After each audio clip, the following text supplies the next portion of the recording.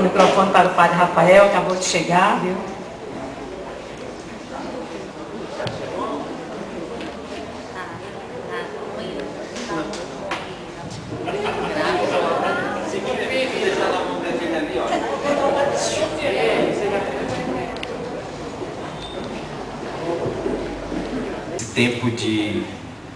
Esse tempo especial da Quaresma, e eu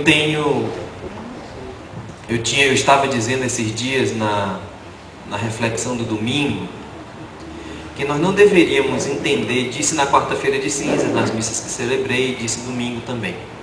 E eu queria começar exatamente dizendo mais uma vez isso, já que eu não celebrei com vocês no final de semana, nem na quarta-feira de cinzas. Nós não deveríamos encarar que a cada ano, porque vocês já devem ter um pouquinho já devem saber disso pelas formações que a paróquia promove, que nós vivemos a cada ano um ciclo que nós chamamos de ano litúrgico. Cada ano motivado por um evangelista. Esse ano nós estamos com São Marcos, mas cada ano motivado por um evangelista. Estamos no ano B, então chama-se ano A, B e C. Vivemos isso que começa sempre no Advento, faz o ciclo até chegar em Cristo Rei, e assim fazemos todos os anos. Mas eu tenho dito muito para as pessoas ultimamente que nós não deveríamos encarar o ano litúrgico como mais um. Nós estamos em mais uma Quaresma, como se fosse mais um tempo de obrigações, fosse mais um tempo que a gente tem que viver, mais um ano para a gente se confessar, mais um ano para fazer caridade, mais um. Porque senão a gente põe na conta do mais um e a gente não vive do jeito que deveria viver, com a espiritualidade que deveria viver, aproveitando do modo correto que se deveria aproveitar um tempo tão especial, quer dizer, cada tempo tão especial que a igreja nos favorece durante o ano, durante o período de um ano. E eu aproveitei, essa reflexão me veio quando eu peguei aquela passagem de São Paulo, que a gente escuta na quarta-feira de cinzas, quando São Paulo diz: é agora o tempo favorável, é hoje o dia da salvação. Então eu pensando nesse pequeno trecho daquela carta de São Paulo, que foi lida na quarta-feira de cinzas, eu me lembrava exatamente de que a gente não deveria encarar como mais uma Quaresma. Mais uma. Porque o mais uma entra na coleção. Eu colecionei tantas Quaresmas em tantos anos de vida. Eu colecionei tantas missas em tantos anos de vida. Nós colecionamos tantas missas em tantos anos de sacerdócio. Não importa o tanto que se, entre aspas, colecionou, mas se importa como se viveu aquilo que se celebrou, como se viveu o ano que se passou na liturgia da igreja. Isso é o mais importante. Então nós não deveríamos encarar a quarta-feira, essa Quaresma, por cada espaço do ano litúrgico, como mais uma Quaresma, mais um período de Páscoa, mais um Pentecostes, mais um Advento, mais um, porque senão vai ser mais um na coleção. Mas nós deveríamos entender exatamente no sentido daquilo que São Paulo disse, que esse é o tempo favorável, é agora o dia da salvação. Então não é mais uma, é a oportunidade. Não é mais um para eu colecionar, é o tempo favorável que Deus me deu. Aí eu não ponho isso na conta de quantos eu já participei. Eu ponho na conta do modo como eu participei. De como eu me propus participar. Por isso que nós iniciamos a Quaresma exatamente com um convite de Jesus a 3 práticas de exercício espiritual, que é a oração, o jejum e a esmola. Quer dizer, esses 3 deveriam dar o tom ou o ritmo da nossa Quaresma. Por quê? Em primeiro lugar, a Quaresma é tempo de conversão. Foi a palavra de Jesus na quarta-feira de cinzas, quando a gente recebe as cinzas, que é dita exatamente aquela palavra do domingo passado do Evangelho sobre nós: convertei-vos e crede no Evangelho. Então, a igreja começa exatamente nos alertando isso. Quaresma é tempo de conversão. Agora, não é o único tempo de conversão, porque o nosso processo de conversão é contínuo e diário. Não existe ninguém no mundo já convertido. Existem pessoas que estamos em processo permanente de conversão. Isso muda a configuração e muda o modo de nós nos relacionarmos com Deus e com o próximo. Por quê? Quando eu digo eu estou convertido, ou eu sou um convertido, eu trato as pessoas com orgulho. Porque se eu já sou convertido, os outros não são.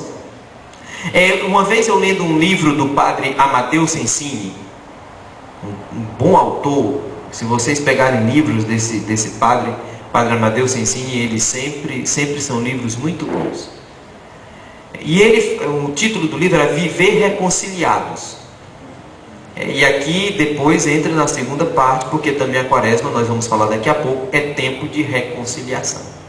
Agora, lembrem-se da palavra de São Paulo: é tempo favorável de conversão, é tempo favorável de penitência, é tempo favorável de reconciliação. Não é o único tempo, porque também não é só na quaresma que a gente está obrigado à conversão, não é só na quaresma que a gente está obrigado à penitência, não é só na quaresma que nós estamos obrigados à reconciliação. Isso é uma tarefa diária e constante. Por isso é que a palavra de São Paulo diz claramente: é um tempo favorável. Não é mais uma, mas é um tempo especial, em que a palavra de Deus, a liturgia da igreja, os atos da igreja vão nos orientando de modo especial. Por isso eles vão se tornando tempos favoráveis, vai se tornando um tempo favorável de Deus para nós. Agora, o padre Amadeu Sensini diz uma coisa, para falar daquela história do processo de conversão. Ele retoma aquela história da parábola da ovelha perdida, em que Jesus diz que o pastor deixa as 99 ovelhas que estão no rebanho e sai à procura daquela que se extraviou. E o padre Amadeu Sensini diz assim: você já percebeu que geralmente nós nunca nos colocamos como a ovelha que se extraviou e sempre nos imaginamos no meio das 99 que nunca se perderam? Quantas vezes a gente já se extraviou? Quantas vezes a gente já saiu do caminho? Então é importante, aí está o toque da gente saber que está em processo de conversão. E a quaresma vem nos lembrar exatamente isso. Nós estamos convidados por Jesus a permanecer no processo de conversão que nós já começamos. E começamos desde o dia em que fomos batizados. Mas de modo especial quando o toque de Deus vem no nosso coração e a gente vai fazendo um caminho mais maduro de fé. Senão a gente também vai cair naquele outro erro do fariseu e do publicano, em que o fariseu vai para frente do templo, bate no peito e diz para Deus: eu dou o meu dízimo, eu faço isso, eu não sou como aquele coitado que está lá atrás. E o coitado que está lá atrás, publicano, pecador, bate no peito e diz: perdão, Senhor, eu sou pecador. Se disser para alguém: eu sou convertido, isso muda o relacionamento, o modo da gente falar com as pessoas. Muda totalmente. Porque a gente vai tratar as pessoas com um certo ar de superioridade. Com um certo ar de que eu já ganhei o céu, você ainda não ganhou, então você se cuide. Porque eu já estou na sua frente, eu estou fazendo já a pole position. Então isso aí é uma coisa muito, muito séria. O modo como a gente se coloca no caminho de conversão, que a quaresma vem nos lembrar de modo especial: nós estamos no caminho de conversão. Todos. O único não convertido que não precisou de conversão foi nosso Senhor Jesus Cristo, porque Ele veio para nos colocar no caminho de conversão. Mas todos os outros entramos no caminho de conversão. E o convite é dele: convertei-vos e crede no Evangelho. Então, quem é que vai nos levando à conversão dia após dia? O Evangelho. Na medida em que a gente se converte a Deus, a gente só se converte porque escuta a palavra de Deus. Daí a importância central daquilo que dizia Jesus na quarta-feira de cinzas: é preciso rezar ao Pai do céu. É preciso ter uma vida constante e permanente de oração. A Quaresma vem nos lembrar que no nosso caminho de conversão é preciso rezar. E uma oração que brota do coração, mas ao mesmo tempo uma oração que tem como alicerce, como base, a palavra de Deus. Afinal de contas, foi alicerçada em que? São Marcos não diz isso para nós, mas São Mateus e São Lucas dizem: alicerçada em que Jesus venceu as tentações? Na palavra de Deus. Se vocês já leram com certeza São Mateus e São Lucas, eles dizem lá que Jesus, a primeira tentação de Jesus: se você está com fome, rapaz, se eu fosse você, você tem poder, transforme essa pedra em pão, e você vai saciar a sua fome, você vai ter o prazer que você deseja. Qual é a resposta de Jesus? Diz a palavra: nem só de pão vive o homem, mas de toda a palavra que sai da boca de Deus. Depois o diabo, que não tem o que fazer, a não ser aperrear o juízo do povo, tenta Jesus uma segunda vez usando um trecho da Escritura. O diabo. Jesus responde com outro texto da Escritura. O diabo vem pela terceira vez e usa outro texto da palavra de Deus. Jesus responde com outro texto da palavra de Deus. Então Jesus vence as tentações pela força da oração e pela força do conhecimento da palavra de Deus. Então a Quaresma está nos chamando a fazer um caminho de conversão que tem como chão a palavra de Deus, que ilumina a vida humana. Tua palavra é lâmpada para os meus pés, é uma luz para o meu caminho. Então a palavra de Deus é que ilumina o caminho de quem entra no processo de conversão. Ninguém do dia para a noite amanhece convertido. Ninguém do dia para a noite amanhece totalmente puro.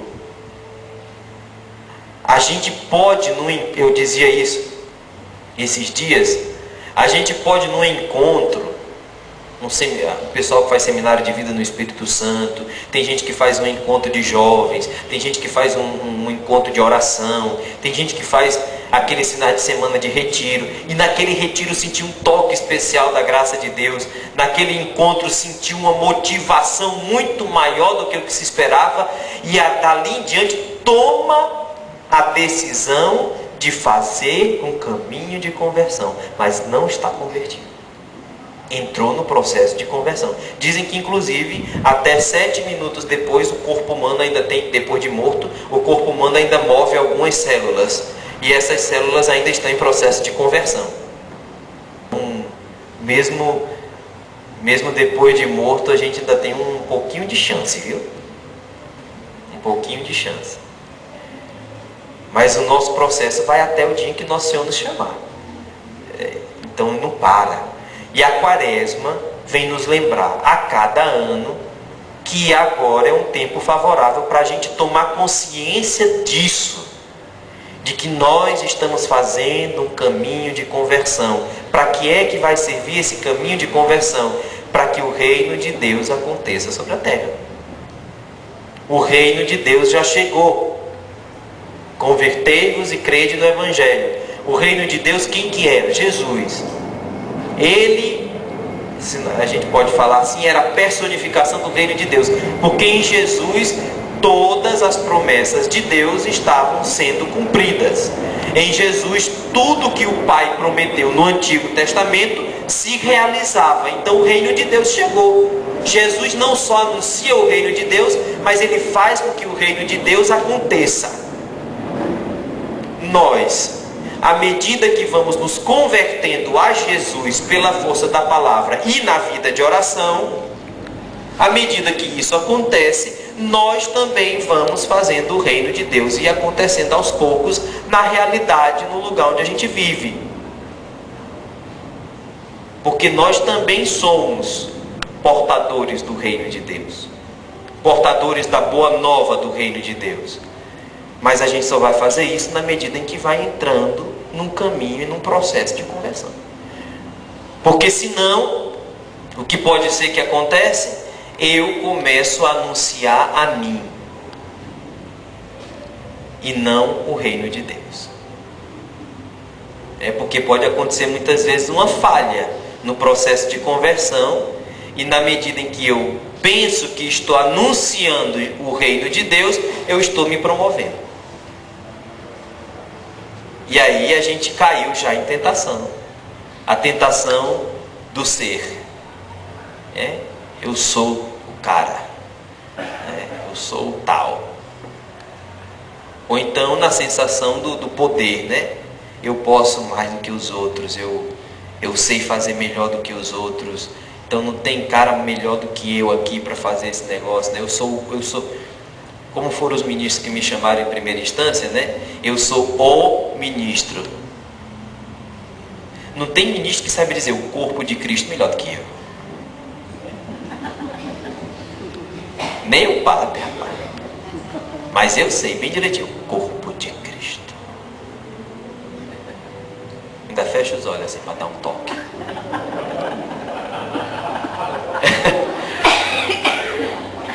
Isso não faz parte do processo de conversão, né? Então, isso é muito... A gente pensa que essas pequenas coisinhas, elas não fazem a diferença, mas elas fazem a diferença. No modo da gente se relacionar com as pessoas, no modo da gente estar com as pessoas.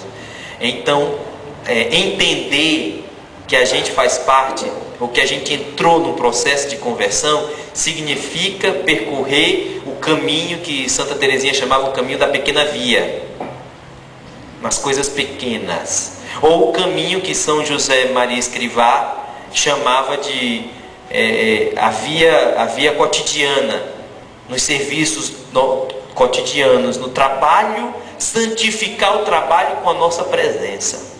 Ou a nossa presença santificar os ambientes em que nós estamos. Porque assim como nós sacerdotes precisamos ajudar na santificação do povo de Deus e na nossa própria, cada fiel leigo, o lugar onde ele está, na sua casa, no seu trabalho, ou no círculo de amigos, aonde ele está, ali ele é responsável pela santificação daquele lugar. Uma vez, e isso é tão sério, porque a gente pensa muito em se santificar. A gente pensa muito em ser santo. E essa é a ordem de Jesus no Evangelho, né? E o processo de conversão, é para a gente entender que a gente tem que ser santo. Sede santos como o Pai do céu é santo. É um convite de Jesus para todo mundo. Todo mundo. Ora, se eu vou entendendo isso, eu vou entendendo que a minha santificação é fazer os outros felizes e fazer com que a santificação chegue na vida dos outros. Que a santidade também pulse no olhar dos outros. Então isso é muito... Então o fiel leigo, também no seu ministério, naquilo que ele faz dentro da comunidade, naquilo que ele faz no seu trabalho, porque cada um de vocês atua num determinado contexto da vida social, também lá ele tem que dar o testemunho do caminho de conversão. Inclusive, isso é muito importante, porque a gente começa também a tomar consciência da outra palavra de Jesus que diz: cuidado para vocês não praticarem a justiça de vocês na frente dos homens só para serem vistos por eles.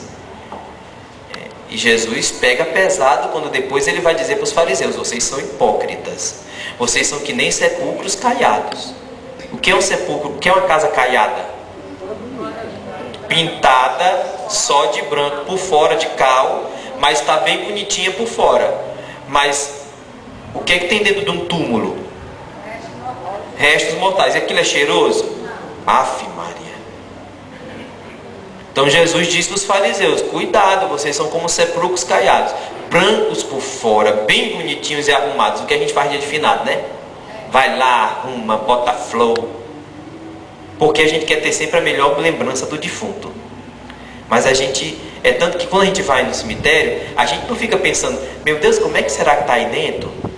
Ninguém pensa nisso, a gente lembra da pessoa enquanto tal. Mas Jesus lembra para as pessoas, cuidado, porque a gente pode parecer muito bonito por fora, mas por dentro está uma podridão. Então o processo de conversão precisa ser autêntico. Não pode ser um processo de conversão de meias palavras. Eu vou com Jesus até onde não apertar meu calo, mas na hora que apertar meu calo, aí eu deixo Jesus de banda. Na hora que apertar meu calo, então eu pego outro caminho. E infelizmente é o que a maioria dos nossos católicos faz hoje. Ou a maioria das pessoas faz hoje. Pega um caminho mais fácil. E o caminho de conversão é aquele que Jesus chama de porta estreita. Porta estreita. Bem, esse é um primeiro aspecto espiritual da quaresma, com o qual nós começamos a quaresma exatamente recebendo sobre nós as cinzas, para lembrar nossa passagem rápida sobre a terra, mas também para nos lembrar que essa passagem sobre a terra tem que ser feita como um caminho permanente de conversão. Um caminho em que a quaresma nos alerta mais uma vez, que pode ser que a gente tenha se esquecido com o passar do ano, que a gente está num caminho de conversão. Inclusive, logo na antecedência da quaresma, veio aí um período de festivo em que muita gente esqueceu que está no caminho de conversão. A quarta-feira de cinzas é o carro abre-alas da quaresma. Está tudo lá. Está tudo lá na quarta-feira de cinzas. É só prestar atenção no Evangelho. O segundo aspecto espiritual da quaresma é que é um tempo especial. Como eu dizia, um tempo favorável de penitência. De penitência. São 3 aspectos. O terceiro vem daqui a pouco. De penitência. Diz o catecismo, no número 1438. Os tempos e os dias de penitência ao longo do ano litúrgico, o tempo da quaresma, cada sexta-feira em memória da morte do Senhor. Geralmente a gente faz às sextas-feiras, né? Aquele jejum, ou então se abstém da carne toda sexta-feira no período de quaresma. Então, coisas mais ou menos assim. São momentos fortes da prática penitencial da igreja. Esses tempos são particularmente apropriados aos exercícios espirituais, às liturgias penitenciais, às peregrinações em sinal de penitência, às privações voluntárias como o jejum e a esmola e a partilha fraterna, que ele enumera aqui como obra de caridade e obras missionárias. Então a quaresma se apresenta para nós também como um tempo favorável para a penitência. Se a gente for esperar uma denominação ou um conceito que venha da sociedade, a gente vai entender sempre penitência como algo ruim. Porque aí a gente lembra da palavra renúncia, a gente lembra da palavra deixe de lado suas coisas, então aí isso começa a incomodar. Por que que incomoda? Se tem dentro de uma casa um monte de gente que não tem o que fazer, brigando para ganhar 1 milhão, por que é que eu vou renunciar a alguma coisa? Se o que vale na vida é usar todas as artimanhas possíveis para se ganhar o máximo possível e me tornar uma pessoa rica. O importante é o que eu tenho, o importante é o que eu vou acumulando. E a quaresma nos convida à prática da penitência. A prática da penitência significa que a gente... E uma coisa importante, uma vez eu parado refletindo sobre essa história de renúncia, pegamos o texto numa reunião de casais, pegamos o texto, aquele texto que Jesus diz, né? São Pedro, o menino chegou para Jesus e perguntou para ele, né? Rapaz, Jesus, como é que eu faço para entrar no reino do céu? Aí ele quase que ele dizia, vá para a glória, mas aí ele...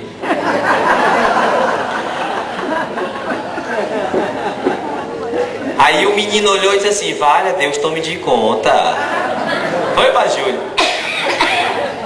Aí Jesus diz para o menino: você cumpre os mandamentos? Ah, o jovem, né? Desde criança, isso aí eu tiro de letra. Que bom, você está no bom caminho. Agora só te falta uma coisa. Pega o que você tem, vende, dá para os pobres, vem comigo.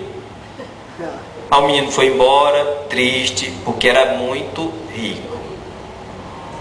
Aí Jesus olha para os apóstolos e diz: está vendo? Foi-se embora. Mas sabe por quê? Porque tinha muito dinheiro, não é desapegado, não tem coragem de abandonar as coisas para vir comigo.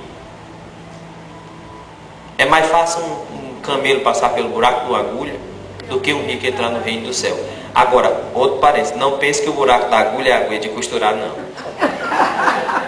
Por favor. É uma porta cavada no chão, porque antigamente tinha que se esconder dos inimigos, quando entrava aquelas legiões, né, que invadiam as cidades. Então o buraco da agulha, a agulha era o esconderijo subterrâneo. Então era mais fácil o camelo passar por um buraquinho apertado, onde uma pessoa tinha que entrar bem apertadinha, do que um rico entrar no reino do céu. É aquela agulha ali, pelo amor de Jesus. Porque se fosse uma agulha de costurar, era um buraquinho apertado, onde uma pessoa tinha que entrar bem apertadinha, do que um rico entrar no reino do céu. É aquela agulha ali, pelo amor de Jesus. Porque se fosse uma agulha de costurar, era um buraquinho apertado, onde uma pessoa tinha que entrar bem apertadinha, do que um rico entrar no reino do céu. É aquela agulha ali, pelo amor de Jesus. Porque se fosse uma agulha de costurar, era impossível mesmo. Nem os pobres estavam no reino do céu desse jeito. Não tinha ninguém, não. Aí São Pedro, que sempre se bota na frente, chega para Jesus e diz: pois mestre, nós deixamos tudo para seguir você. O que é, olha a pergunta de São Pedro, o que é que nós vamos ganhar com isso tudo? Está vendo como geralmente isso faz parte da nossa penitência? A gente devia pensar nisso quando vai fazer penitência. Às vezes as penitências que a gente passa nas confissões ainda são pequenininhas. Se a gente fosse pensar de fato que dever naquilo que a gente fez e como a gente se coloca diante de Deus na hora de dizer para Ele que errou, e de pagar por aquilo que errou. Aí a gente sempre, quando vai com Jesus, sempre tem essa história de perguntar o que é que vai ganhar em troca. Mas isso não, vejam que isso não é só dos nossos tempos. Isso já estava no tempo de Jesus. Mas hoje é muito pior do que no tempo de Jesus. Hoje se você chegar fazendo um favor, o outro pergunta logo: o que é que tu quer? Hoje parece assim que a gratuidade, que você fazer algo sem nenhum tipo de interesse, parece que isso é tão absurdo que as pessoas não conseguem entender. Então São Pedro faz a bendita pergunta para Jesus: Jesus, e nós que deixamos tudo para te seguir, o que é que nós vamos ganhar? Jesus responde para São Pedro: não se preocupe não, Pedro, 100 vezes mais. Aí Jesus, antes de Pedro fazer a pergunta, diz a famosa frase, né? Quem não renunciar a si mesmo, tomar a sua cruz cada dia e me seguir, não está apto para o reino dos céus. Aí São Pedro faz a pergunta: você vai ganhar se você deixar casa, porque São Pedro ainda faz uma relação. Nós que deixamos casa, pai, mãe, filho, filha, não sei o que, terrenos, nós que deixamos tudo para te seguir, o que é que nós vamos ganhar? Jesus diz: 100 vezes mais, casa, família. Aí Jesus faz toda a relação de Pedro, repete a relação de Pedro. 100 vezes mais, com perseguições. E depois a vida eterna. Porque Jesus também não mente para ninguém. Não vai dizer que tudo vai ser fácil, extremamente fácil para você e eu e todo mundo. Não vai ser. Eu até cantei um dia desse aqui na Igreja da Glória. O pessoal vem para a igreja, né? Diz que encontrou Jesus, abraçou Jesus. Aí no primeiro problema que tem, olha para Jesus e diz: rasgue as minhas cartas e não me procure sobe mais. Jesus olha lá de cima e diz assim: você bem sabe, eu não lhe prometi um mar de rosas, nem sempre sobe. É verdade. É. Porque a gente imagina que tudo vai ser sempre flores, né? Porque está com Jesus. Mas a gente... Então eu pensando... voltando. Por que foi que eu disse tudo isso? Não é por causa da palavra renúncia. Por isso que eu pensei, 9 horas, ainda tem a terceira coisa. A palavra renúncia, a gente pensa que ela sempre é negativa. A gente sempre entende a palavra renúncia, ela ressoa no nosso ouvido como algo que você sai perdendo. Eu renuncio para perder. Não, com Jesus só se renuncia para ganhar 100 vezes mais. A gente não para prestar atenção. Então a gente nunca imagina que vai sair. A gente nunca imagina que vai sair perdendo. Portanto, a palavra renúncia ela não é bem aceita pelos nossos ouvidos. E a palavra penitência do mesmo modo, porque penitência significa sacrifício, como renúncia é sacrifício, significa mortificação, significa ascese, significa tanta coisa que vai me fazer sofrer, e eu vou ficar que nem Jesus no Monte das Oliveiras, e eu vou carregar a cruz, e eu vou definhando, e penitência me faz mal, e aí vai, parece um coiar se arrastando pelo chão. Mas é exatamente isso. Não precisa fazer sacrifício.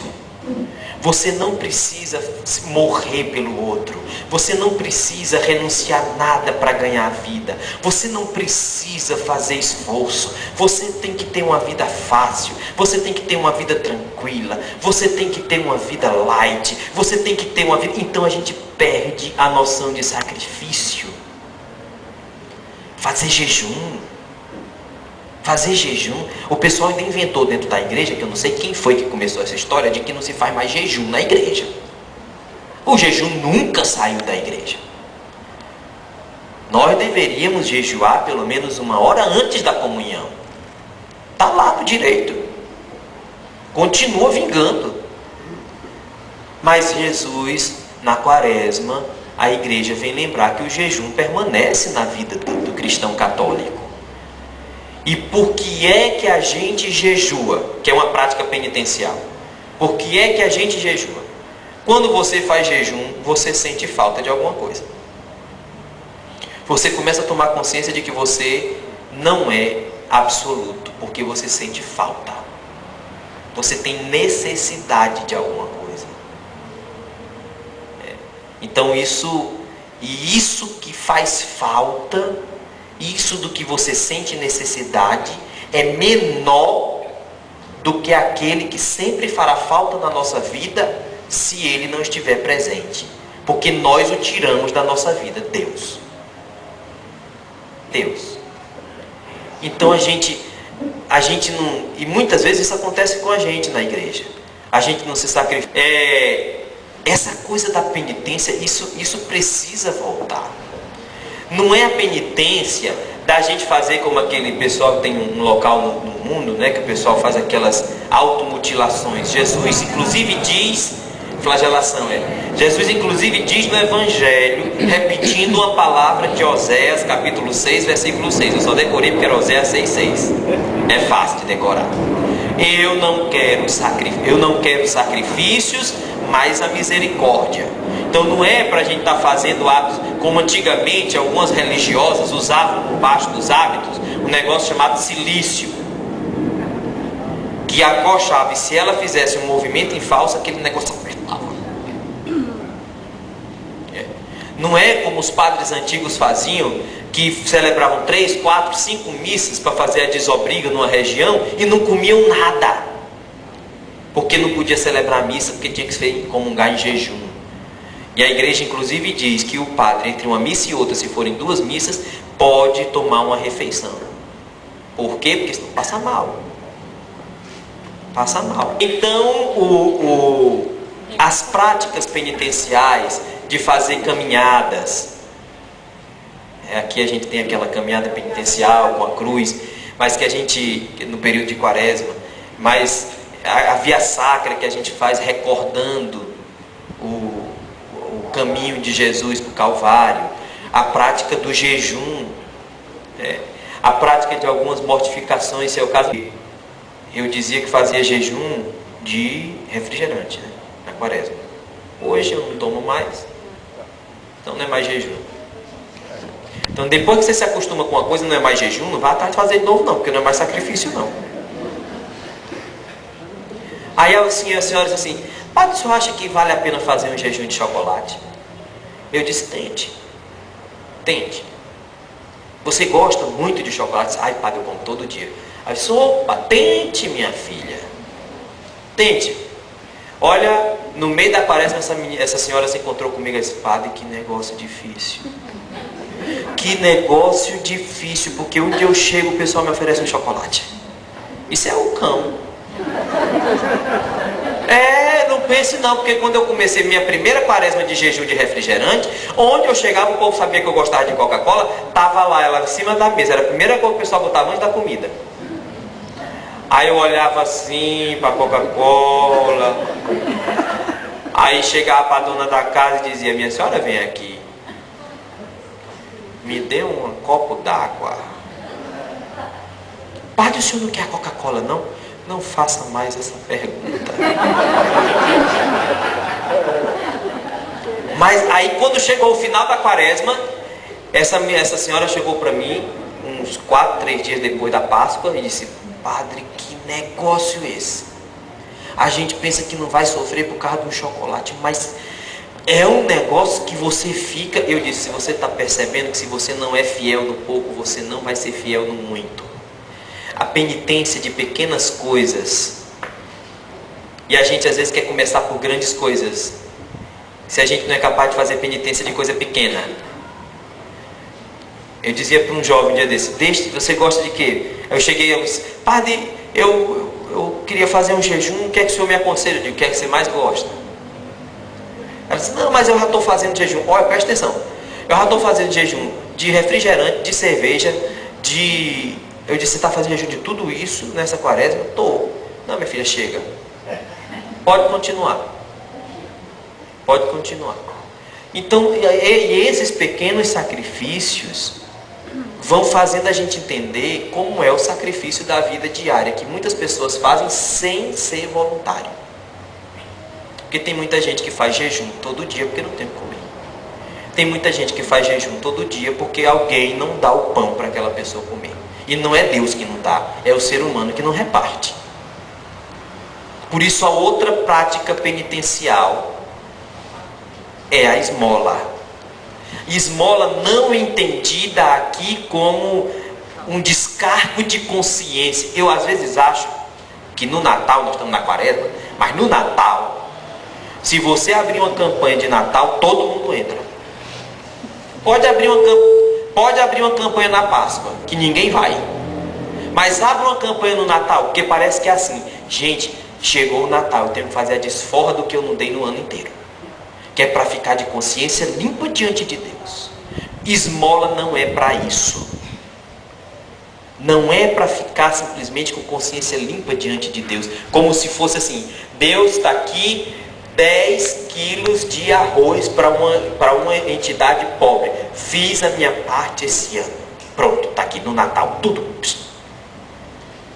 Ou então aquele pessoal que atrasa o dízimo. Aí quando chega o dia de... Menina, faz aí a minha conta como se fosse uma bodega. Faz aí a minha conta, vê quanto é que eu estou devendo. A gente trata inclusive isso como uma troca, né? Quando na verdade o dízimo tem outro sentido, é outra coisa. É outra coisa. Então as práticas penitenciais, então vejam só, aquilo que me faz falta, eu sempre costumo dizer para as pessoas, aquilo que me faz falta quando eu estou jejuando, principalmente quando é o jejum do alimento, porque a gente deveria sempre fazer na quaresma o jejum do alimento, somado a um jejum da sua vida espiritual, moral. Aí você inclui a vaidade, você pode incluir as festas, você pode incluir o que você quiser. mas o jejum do alimento também deveria estar sempre presente. Eu não jejuo do alimento porque às vezes eu tenho impressão que muita gente faz o jejum do alimento e reserva na cozinha, na despensa, vai guardando. Não, hoje ninguém vai comer carne não, bota aí no freezer. Quando chega a noite da Páscoa, aí vem a desforra da Quaresma. Não adiantou, gente, jejum para isso. Você fez jejum pensando no dia que ia comer. Não, aquilo que você não comeu, você deveria dar a quem não tem. Porque a gente exercita a caridade fraterna. E a gente exercita a caridade com o próximo. Por isso que, um parênteses, é que às vezes a temática da campanha da fraternidade deveria nos abrir ao amor ao próximo. E a questão da fome, querendo ou não, também é uma questão de saúde e de saúde pública. Então aquilo que a gente não come não deveria ficar guardado.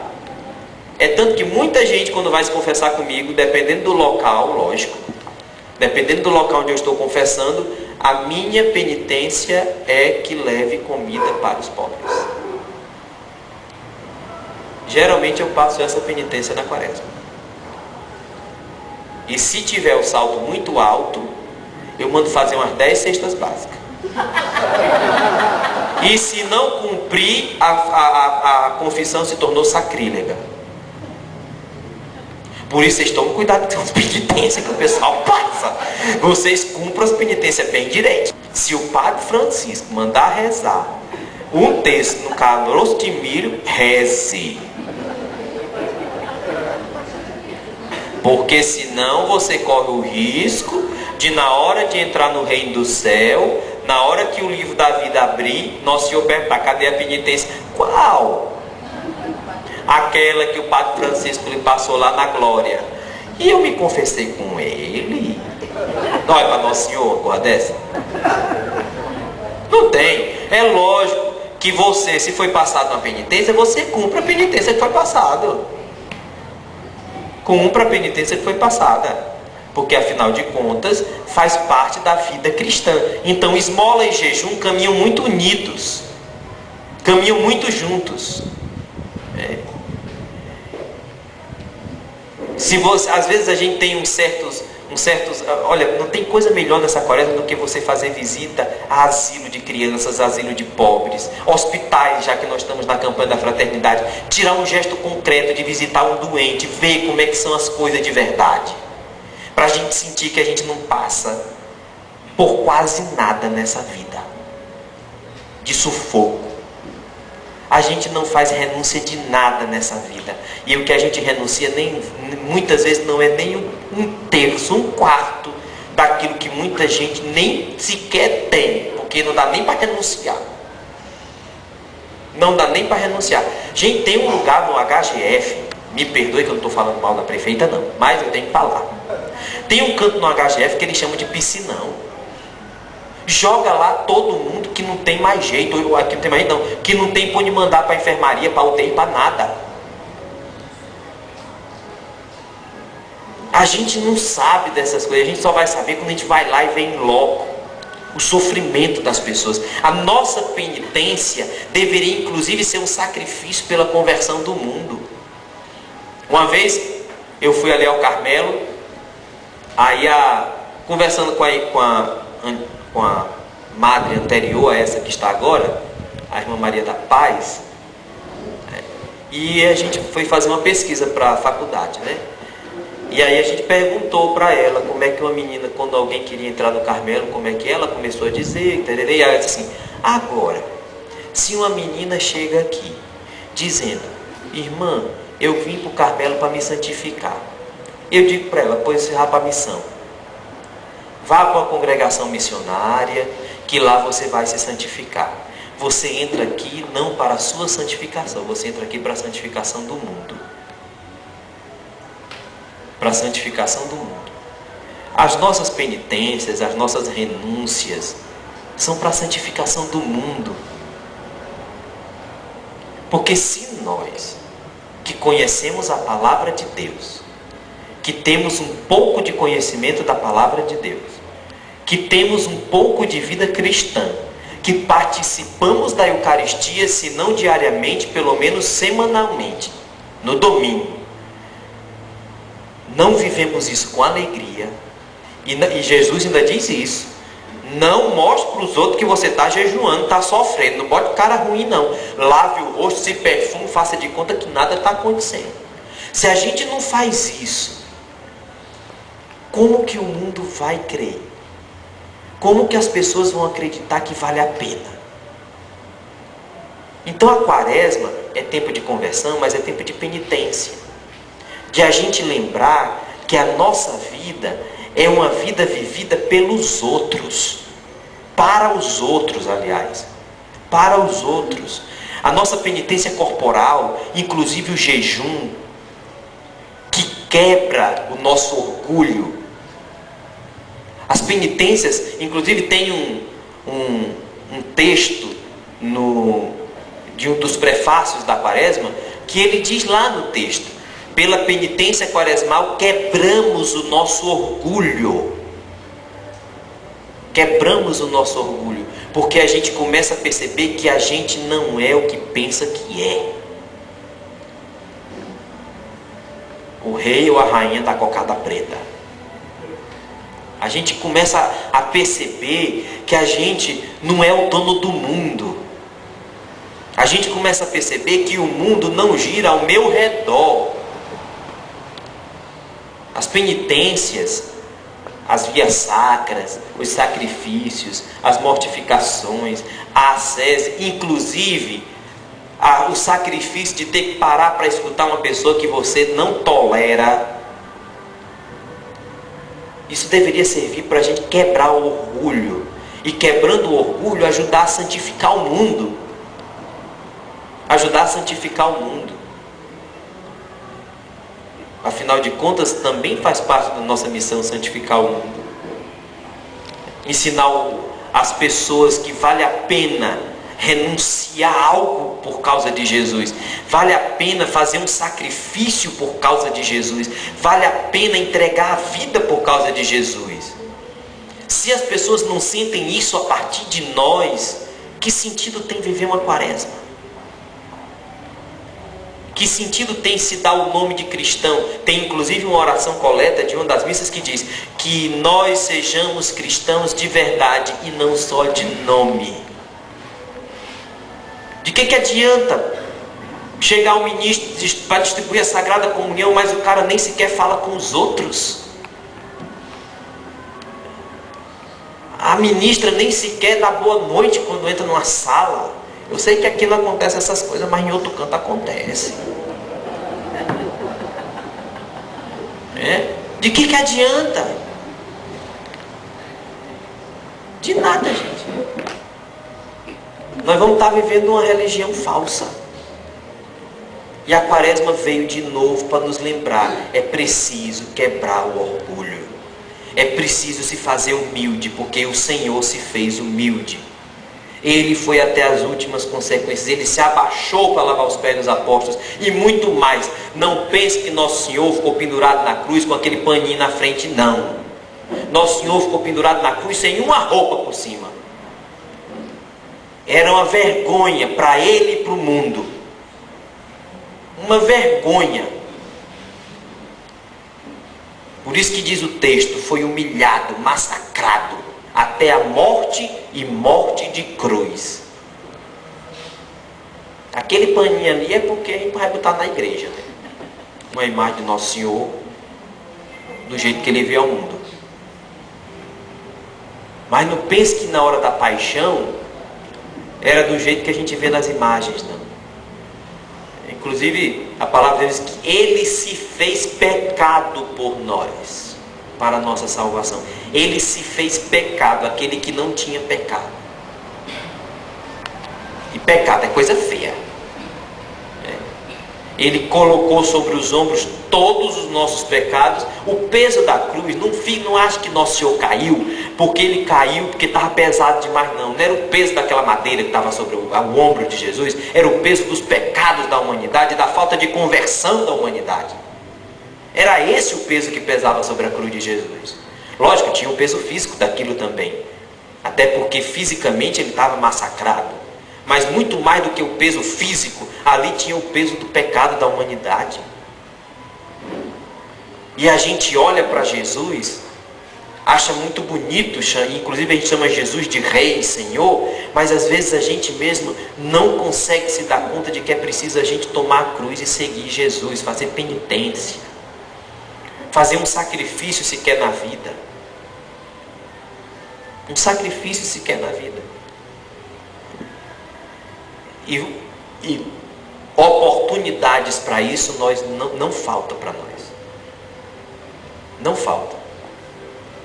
Eu sempre cito isso, vez por outra, quando tenho oportunidade nas missas, nas homilias ou em alguma pregação que tenho que fazer.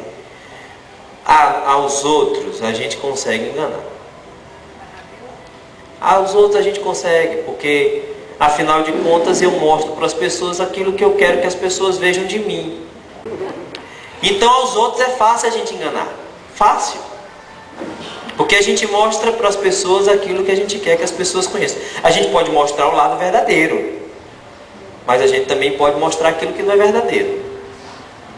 Graças a Deus existem muitas pessoas no mundo que mostram o seu lado verdadeiro para as pessoas, seja naquilo que é bom, naquilo que não é bom. Mas tem gente que se esconde, põe uma máscara e se esconde por trás dela. São Paulo diz, São Tiago, São Paulo, agora não me lembro, que se olha no espelho e sai da frente do espelho e não se lembra daquilo que viu na frente do espelho, ou seja, não se reconhece. Aí existem pessoas que também podem se enganar a si mesmas. Mas é mais difícil a pessoa se enganar a si mesma, porque a pessoa conhece conhece seus limites, conhece suas fraquezas, sabe onde é que o calo aperta. Mas, por exemplo, uma vez veio uma pessoa conversar comigo e disse, para vocês verem como a gente às vezes se engana com a gente mesmo. Uma vez, e é preciso a gente se reconciliar com a gente também. Depois eu digo, uma vez veio uma pessoa falar comigo, disse, padre, eu queria dizer um negócio para o senhor, porque eu sempre fui uma pessoa muito forte contra a bebida. Contra a bebida. Nunca, padre, nunca na minha vida, mas nunca. Ele frisou bem, até esse exato momento eu nunca botei uma gota de álcool na minha boca. Nunca, padre. Eu disse, glória a Deus. É tanto que quando às vezes eu vou para festa, para as coisas, os meus amigos pedem para eu ir também, porque aí eu sou o motorista da volta, né? Só que eu sempre me dominei. Sempre. O pessoal, meus colegas, eu vou muito para a festa com eles me oferecem bebida, me oferecem coisa, mas eu nunca, padre, nunca tomei. Nunca caí nessa tentação. Só que um dia eu fui para uma festa, e nessa festa eu fui pego no meu ponto fraco, que ele não reconhecia como um ponto fraco. Ele se tocou na hora depois que aconteceu. Veio uma menina, eu fiquei com a menina, só que eu tenho uma namorada. O meu ponto fraco estava nele. Aí eu disse, foi mesmo, rapaz, foi. Mas por que você acha que isso aconteceu? Porque, padre, eu pensava que era forte, porque conseguia vencer a bebida. E se eu não bebesse, eu não cairia em nenhuma outra tentação. Isso significa que alguém que se confia nas suas próprias forças é incapaz de se sustentar. É incapaz de se sustentar. E é tempo de reconciliação com Deus, porque aí a Deus ninguém engana não. Você pode se enganar até a você mesmo, mas a Deus você não engana. Porque diz Santo Agostinho, tu estava mais dentro de mim do que eu de mim mesmo. Estava no meu coração e eu não sabia. Então é preciso se reconciliar com Deus. E São Paulo diz exatamente isso, né, na quarta-feira cinza. Deixai-vos reconciliar com Deus. Então é preciso a reconciliação com o Senhor. E isso se dá de modo ordinário no sacramento da reconciliação. Não é à toa que todos os dias o Padre Francisco e o Padre Júlio estão aí atendendo as confissões. E são pessoas e mais pessoas que vêm atrás de confissões, exatamente porque é preciso a gente se reconciliar com Deus. E o sacramento que nos dá o perdão de Deus é o sacramento da confissão. Não tem esse negócio de pé de árvore. Não, padre, eu vou pro pé da árvore e digo meus pecados para a árvore.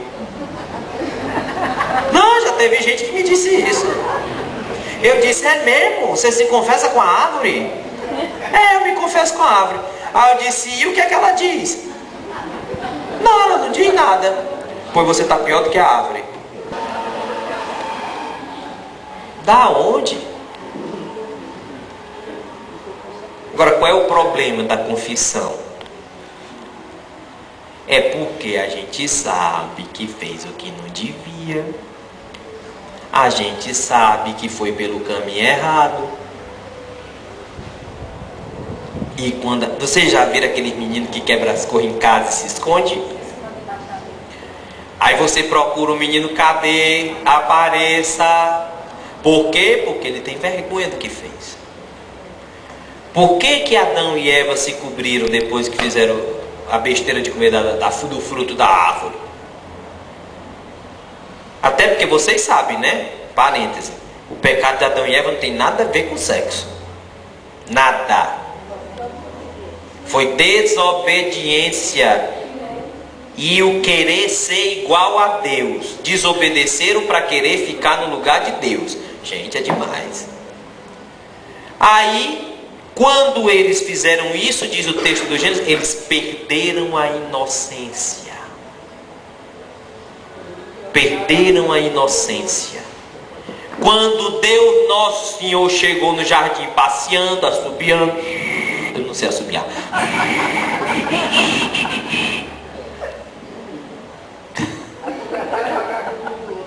Né? Ele olhou para um lado, olhou para o outro e disse, mas menino, cadê a Eva? E o Adão? Vez por outra eu encontrava eles aqui charlando, conversando, batendo um papo. Desapareceram. Aí eles começam, Eva! E a Eva calada de trás da moita. Adão! Adão era que se tremia. Quando, aí não tem, vocês já viram naquele desenho que fica o pessoa escondida assim, né? Se tremendo todinha, era a moita se tremendo, daí o Nosso Senhor olhou e disse assim, sai daí de trás. Aí quando o Nosso Senhor viu as tanguinhas cobrindo na frente e atrás, ele olhou e disse, o que foi que aconteceu? O que foi que houve? Não é que nós ouvimos o Senhor chegar e ficamos com vergonha. É essa a palavra dos dois. Tivemos vergonha do que nós fizemos. Aí Deus se desesperou. E o que foi que vocês fizeram pelo amor de mim mesmo? Quem não dizer pelo amor de Deus?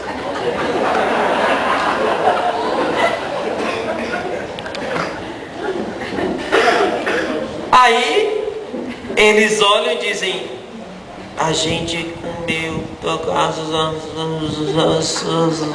menino quando não quer dizer o que fez, né? Fica. Quando Nosso Senhor olhou para a árvore, que viu a situação, ele disse, eu não acredito não. Eu não acredito. Quem foi que fez isso, hein? Aí veja o que é o pecado. Como nós estamos envergonhados, eu não posso assumir a culpa, então eu passo a culpa para o outro, porque a vergonha fica para o outro. Adão, você que foi o primeiro, o que foi que aconteceu? Foi ela. Foi ela. Eu estava muito inocente, seu Jesus, ou seu Deus. Passeando por ali, ela disse, vem aqui, querido. Quando eu cheguei, ela já tinha provado, eu disse, eu vou provar também. Tá rindo de quem foi a culpa? Ela. Nossa Senhora, minha filha, você dê graças a mim, que você já saiu, foi da costela desse homem, que você não era nem para existir. É, porque na Bíblia foi o homem, né? Depois foi que veio a mulher. Você não era nem... Você faz um negócio desses... Aí a mulher diz, mas meu senhor, eu fui ludibriada. Eu fui ludibriada. Foi ela. Foi a serpente. Vê o que é que o pecado faz? A gente vai jogando a culpa um para o outro. Vai jogando a culpa um para o outro. E às vezes na pastoral é assim também. Quem foi que derrubou a âmbula? Ai, nem vi.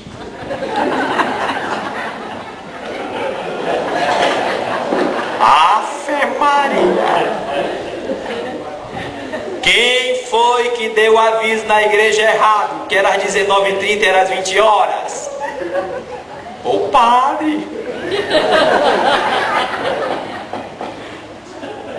A gente vai passando a culpa para o outro e a gente não assume.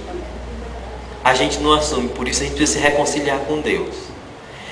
Por que a gente tem dificuldade de se confessar? Exatamente pelo mesmo motivo que Adão e Eva tiveram dificuldade de se colocar diante de Deus depois do pecado, porque tiveram vergonha do que fizeram, porque sabiam que não tinham que ter feito nada daquilo. Por isso que a gente não tem... Agora, pecado tem nome e precisa ser dito. Pecado tem nome e precisa ser dito. Por isso que a gente tem que se confessar e dizer o nome do pecado. Você não precisa dizer a hora, o dia, a qualidade, mas você precisa dizer o que foi que aconteceu. Como um pai educa um filho. Porque o dia desse eu estava dizendo isso numa missa, já faz uns dias. Aí eu falando que tinha que dizer, que tinha que contar, que a gente tinha vergonha de falar. Aí a mulher disse assim, mas por que tem que falar? Eu disse, porque um pai educa o filho ensinando ele a dizer o erro que cometeu. E só dá o perdão depois. Porque passar a mão na cabeça dos outros é muito fácil. E aí a gente vive o resto da vida errado. E o meio ordinário que ficou foi o sacramento da reconciliação.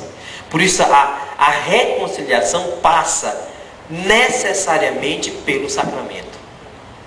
Pelo sacramento. Que nos concede o perdão de Deus, e tem uma coisa muito bonita nisso. O cardeal Van Tuan era um cardeal vietnamita que na guerra do Vietnã ficou 13 anos preso numa solitária. Ele diz, num trecho de uma pregação que ele fez para o Santo Padre, o Beato Papa João Paulo II ainda, ele diz uma coisa muito interessante, que Deus, ele tem 5 defeitos. Não me pergunte os 5, que eu não lembro todos, mas eu lembro de um que nunca me saiu da cabeça. Deus é desmemoriado. Deus tem falta de memória. Por quê? Porque quando ele absolve o pecado do pecador, ele esquece até que perdoou. Porque está perdoado. E Deus não se lembra mais de absolutamente nada. Nada, nada, nada, nada. Foi apagado. E tem muita gente que, por conta própria, se recusa a isso. Um dia desse eu fui chegando no cemitério, dia 2 de novembro do ano de 2010. Eu fui chegando no cemitério calmo, tranquilo, para celebrar minha missa. Tem sempre alguém para atiçar o juízo de um padre. Em todo canto se encontra um. Só aqui que não existe. Porque aqui é a glória. Aqui o padre está na glória. Os padres, né? Ora, eu fui entrando no cemitério, lá na minha terra natal. Quem quiser pode conhecer, é o melhor lugar do mundo, Maranguape. E a paróquia também é muito boa, viu? Não é porque eu sou de lá, não. Agora, vejam só. Chegou lá, eu fui passando para celebrar a missa das 4 horas da tarde, no dia de finado. Aí tinha uma senhora assim, conversando com a família dela. Tinha um outro pessoal ao redor, no túmulo lá. Já tinham terminado de rezar. E eu, opa, ei, tudo bom? Deus abençoe. Falando com todo mundo, porque dia de finado é dia que todo mundo se encontra. Olha, a gente vê gente que há muito tempo a gente não via. Aí essa mulher não tinha o que me perguntar, disse assim, ei padre, vem cá. Eu já tinha dado um passo para frente, dei uma ré.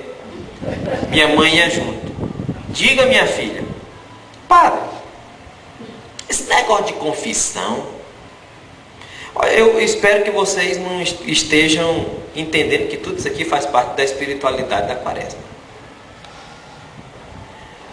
Ai, porque às vezes é muito a gente fala coisas muito teóricas e que não, assim a gente entende melhor. Aí eu disse para a mulher, eu quero fazer uma pergunta para o senhor. Diga, faz 40 anos que eu não me confesso.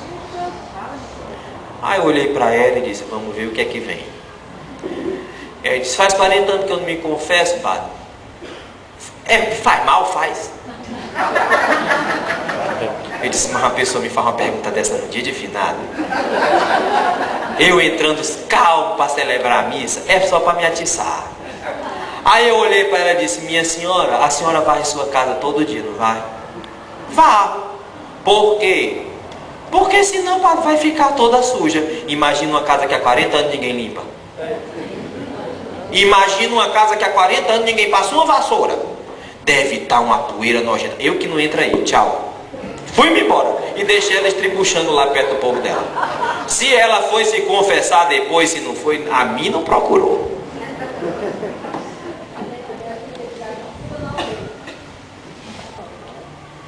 Depois, reconciliação com o próximo.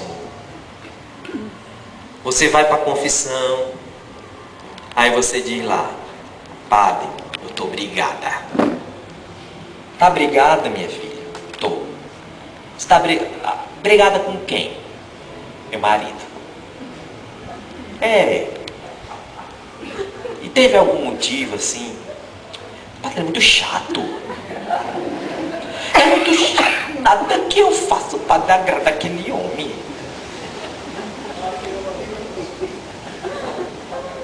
Então uma vez chegou uma pessoa para se confessar comigo. Foi a única vez que eu neguei uma absolvição. Porque o padre pode se negar. Se ele sentir que não há arrependimento daquela confissão, ele pode dizer, minha filha, vá se arrepender primeiro, meu filho, vá se arrepender, porque eu não vou te absolver não. Aí a mulher chegou para se confessar, porque tem gente quando diz que vem brigada, a primeira pergunta que eu faço é, você, minha filha, me diga uma coisa, meu filho, você, depois que eu escuto, né, a história, a primeira coisa que eu pergunto é, você reza por essa pessoa que, pelo menos reza por ela? Pelo menos reza? Porque para rezar, né, é um bom caminho. Jesus disse que é para rezar pelos inimigos. Então, a primeira pergunta que eu faço, você pelo menos reza? Porque à medida que a gente reza pelo outro, a gente abre o coração para Deus e de qualquer modo abre o coração para aquela pessoa, porque a gente está pedindo a Deus por ela. Agora, não vá pedir a Deus, porque tem gente que faz uns pedidos muito ruins para Deus. Por isso que São Paulo diz que a gente reza como não convém. Porque tem gente que quando acontece alguma coisa, ainda tem coragem de olhar para a pessoa e dizer assim, mas eu ainda olho, se Deus quiser, ela ainda vai provar. Minha gente,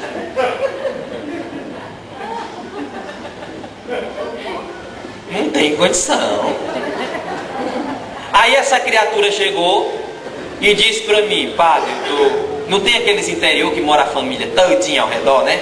Tem a casa e reparte metade do terreno, metade do terreno, metade do terreno. Aí a criatura morava na metade do terreno. Se eu estou de mal com fulano ali daquela casa ali. Mas por quê, minha filha? Não, por isso. Ele contou. Eu não posso contar, né? Só posso dizer o fato. E nem vocês sabem, nem eu me lembro mais do rosto da mulher. Já faz tanto tempo. Aí eu disse, você reza por essa pessoa que você está de mal com ela? Não. Não reza. Eu disse, mas minha filha, a pessoa foi se confessar para pedir a absolvição dos pecados, né? E ontem no Evangelho, que era que Jesus dizia, do modo como vocês perdoam aqueles que ofenderam a vocês, assim o Pai do céu vai perdoar. Então, o que era que eu podia fazer a não ser cumprir o Evangelho? Foi o que ela disse? Não rezo. Aí eu, muito bom, para dar uma chance para ela, disse para ela, minha filha, pois me diga uma coisa, a partir de agora, você se compromete a rezar por esta criatura, por esta pessoa? Não. Aí eu fui para o Evangelho, né? Mas Nosso Senhor diz que é para rezar pelos inimigos, e tem o Pai Nosso, e que não sei. Aí comecei a dar os conselhos. Você, a partir de agora, passaria a rezar por esta pessoa? Não.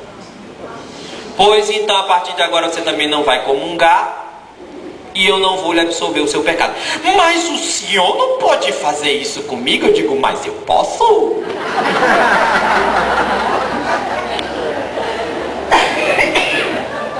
Como é que eu vou perdoar alguém que nem sequer tem coragem de rezar? E você, a partir de agora, sem ser absolvida, também não pode comungar até resolver o seu problema. Se você quiser ir para os pés de outro... Aí eu engrossei. Se você quiser ir para os pés de outro padre e o outro padre quiser comungar com o seu erro, vá. Mas eu não vou comungar com o seu erro. Pode-se embora.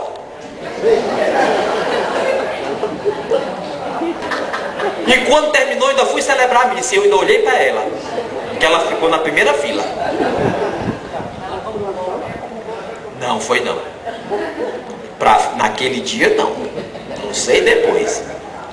Eu só não queria saber se ela era ministra da Sagrada Comunhão. Porque se fosse...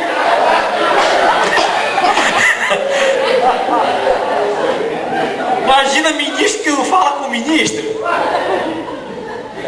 Reconciliação com o próximo. Reconciliação com o próximo. Se você tem alguma coisa contra o seu irmão, deixa a tua oferta antes de colocar diante do altar e vai te reconciliar com ele. Porque é que tem o abraço da paz imediatamente antes da comunhão? Por causa dessa palavra de Jesus. Ninguém pode comungar sem estar reconciliado com o outro. A quaresma vem para lembrar de modo especial que nós estamos no tempo de reconciliação com Deus. Mas não adianta procurar a reconciliação com Deus se nós não nos reconciliamos entre nós. Se nós vivemos soltando farpas uns para os outros. Se nós vivemos na fuxica uns com os outros. Encontrando motivo para levar o outro para o padre. E pior do padre que se escutar as coisas ficar aumentando ainda mais a situação. Terrível. Terrível. E reconciliação consigo mesmo. Falha. E reconciliação consigo... Falta 2 minutos, é? E reconciliação consigo mesmo. O que é a reconciliação consigo mesmo? Tem gente que é muito amarga nessa vida. Eu, quando era menino, tinha um desenho de uma raposa, não. Era uma hiena. Assistia, não era? Ó céus, ó vida, ó azar. Tem gente que vive cantando aquela música. Meu mundo caiu. Ninguém me ama, ninguém me quer. Ninguém me chama de meu amor. Tem gente muito amargurada nessa vida. Às vezes amargurada porque alguém a fez assim. Ou às vezes amargurada porque aprendeu a ser assim. Nada presta. Nada é bom. Ninguém agrada. Sabe aquela pessoa que quando chega na sua casa, ao invés da... mas tem gente que... Sabe quando você diz assim... Aquela pessoa liga para você, que você olha assim, ai, não, oh meu Deus, mas aí você sabe que não pode deixar de atender o telefone, porque se deixar de atender vai ser pior. Aí você olha, vai bem devagar, alô. O quê? Tu vai hoje lá em casa? E quando você chega em casa, ela já chegou? Aquela pessoa que você não suporta, mas não suporta. Tem gente que é assim. Tem gente que é assim. E é preciso se reconciliar. Isso é um problema interior. É preciso passar por um processo de conversão interior, de cura interior da própria personalidade. Porque a gente tem que aprender a conviver uns com os outros, com a fraqueza dos outros. Mas a gente também tem que aprender a conviver consigo mesmo.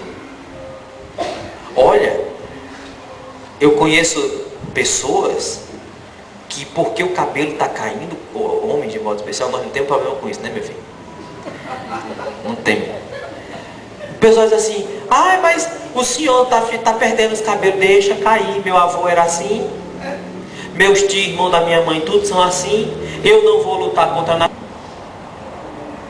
Tem gente que, quando isso acontece no plano estético, é muito pior por dentro. Muito pior. Eu não sei se vocês já fizeram, mas se alguém aqui já fez, por favor, faça de conta que nem me ouviu. Mas quando começa a puxar, eu quero ver se um dia não vai morrer. E no dia que morrer, aí não tem mais para onde puxar não. Porque aí vai acabar de vez. Lógico que isso não significa que a gente não deva se tratar, que a gente não possa fazer algo para ficar mais se sentir bem, se sentir melhor. Claro que pode. Mas às vezes muitas pessoas fazem isso porque não se aceitam. Não tinha aí uma apresentadora de televisão, não precisa dizer o nome, e tem uma atriz, que além de atriz ela também é dançarina, que fizeram a plástica no nariz, porque o nariz era feio. A filha nasceu com o nariz que ela tinha antes. Olha. De que adiantou? O dela ajeitou, o da filha... Então, gente, tem coisas que a gente não faz porque não se aceita.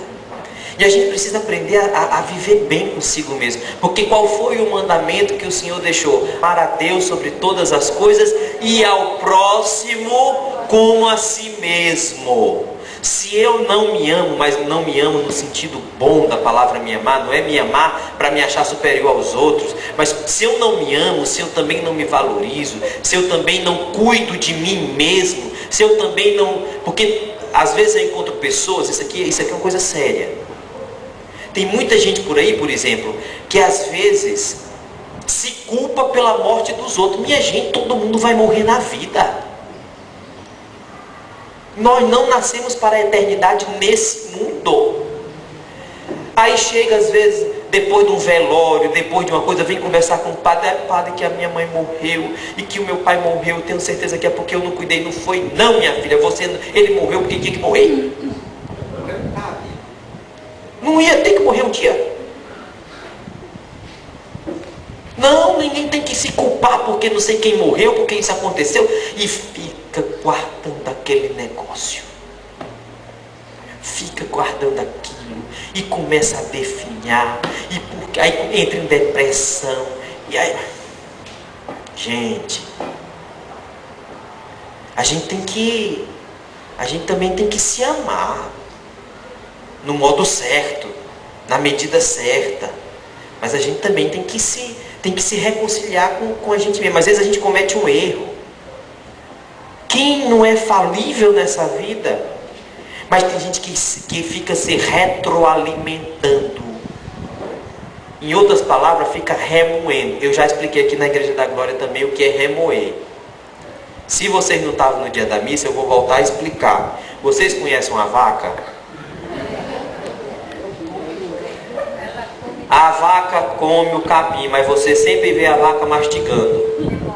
Porque a comida volta. Vai para um recipiente que ela tem, não sei por onde. Depois ela volta e fica ruminando. Por isso que esses animais são ruminantes. Tem gente que é animal ruminante. Fica remoendo e remoendo e remoendo e remoendo é preciso a gente também passar por um processo de purificação pessoal, de valorização pessoal. Né? Então, o processo de reconciliação ele tem 3 níveis. A reconciliação com Deus, que é o ápice da reconciliação. A reconciliação consigo mesmo. A reconciliação com o outro, que também é reconciliação com a igreja. E a reconciliação com Deus, que é o ápice. Quando eu recebo o perdão de Deus, porque eu já passei pelos processos. Então ninguém deveria se aproximar de uma confissão sem antes ter consciência daquilo que vai fazer ali. Porque para a gente se confessar, a gente tem que estar arrependido. Tem que estar arrependido. Né? Então, se a gente não tiver arrependimento verdadeiro, como é que a gente vai buscar perdão? Se a gente não tiver disposição para mudar de vida, por que a gente vai se confessar? Porque tem gente, infelizmente, que vai se confessar, já vai na ideia: pequei, eu vou me confessar, que é para ficar limpo. E se for o caso, amanhã eu volto. E tem gente que tem um outro negócio sério. Já teve padre, isso é verdade, já teve padre que passou por uma penitência, a pessoa ficou passar 3 meses sem se confessar. Para ver se ela se tocava, porque senão a gente está brincando com a graça de Deus. Porque a gente não recebe a absolvição do sacramento da reconciliação só para satisfazer um desejo pessoal, não. Mas Deus derramou a sua graça sobre nós. A gente tem que fazer com que o efeito da graça do perdão aconteça. Quando a gente vai fazendo todo o propósito de uma vida de conversão, de não voltar àquilo. Mesmo que por um acaso, contra a nossa vontade, ou conscientemente, a gente volte a cometer aquele pecado. Mas no ato da confissão, eu tinha um firme propósito de conversão e mudança de vida. Um propósito de viver uma vida diferente. Agora, se eu vou lá só para descargo de consciência, para eu achar que fiquei bem na fita com Deus, gente, é brincar com algo sério, que é o sacramento da reconciliação. Uma coisa eu sei, que depois daqui o Padre Francisco vai estar à disposição de todos vocês, né? Então a gente está convidado a fazer dessa quaresma não mais uma quaresma, mas a assumir essa quaresma como tempo favorável para a mudança da nossa vida. A palavra conversão vem do grego metanoia, que significa mudança de mentalidade.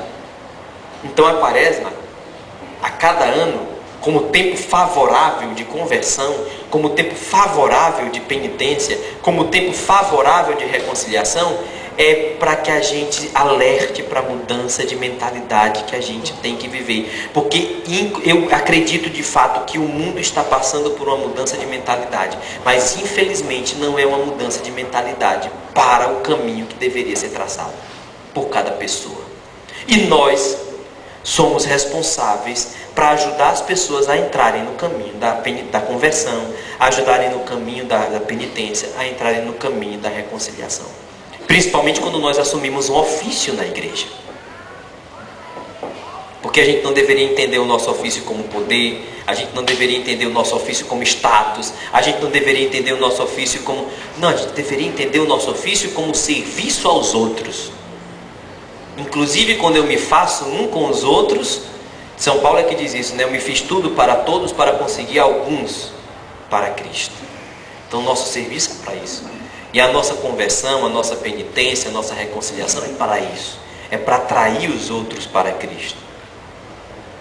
Para atrair os outros para o verdadeiro encontro com Cristo.